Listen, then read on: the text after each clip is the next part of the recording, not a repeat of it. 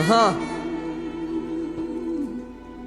Takže čistá pravda, môj príbeh. Nič nie je klam. Aha. Tak si to vypočuj.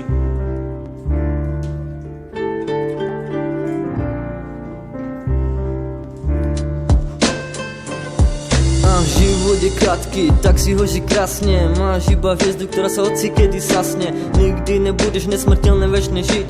Keď tomu veríš, tak si môžeš vylizariť. Osud je ťažký, ani nevieš kedy príde.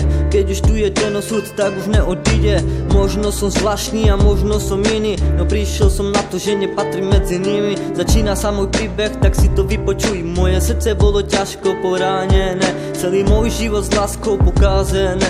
Nevidím svojho syna, ako otca ma to bolí. Ja sa modlím k Bohu, aby ťa opatroval. Pýtam sa prečo, veď si otca potreboval.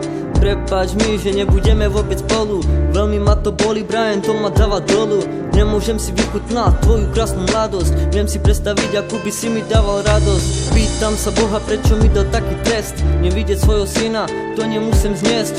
Už som pochopil páru potrebné veci. Ja som bol láskou oslepený, vraveli všetci. Vypúšťala páru slova, ja som jej veril.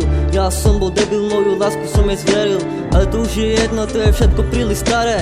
Keď ty si nechala bez otca to decko malé. Taký je náš príbeh, je proste chorý, že ja musím trpieť, lebo ma to bolí. Neviem kedy tá bolesť prejde, kedy budem v pohode. Keď sa spolu vyrovnám, keď budeme po dohode. Neviem prečo dávaš celú vinu mne, veď ty nie si sveta, každý o tom vie. Ja som o chlapca, nikdy nechcel prísť, ale nikto ma tam synu nechcel, tak som musel ísť. Tieto rymy sú pravdivé, nič nie je klam. Všetko sa to stalo, prečo ja trpím sám. Prišiel som o syna a veľmi ma to trápi. Môj život je celé klamstvo, dozadu sa nevrátim. Neboj sa, Brianko, tvoje fotky mám. Každý deň sa na nich so smevom pozerám. Medzi nami nebola láska, od začiatku je to shit.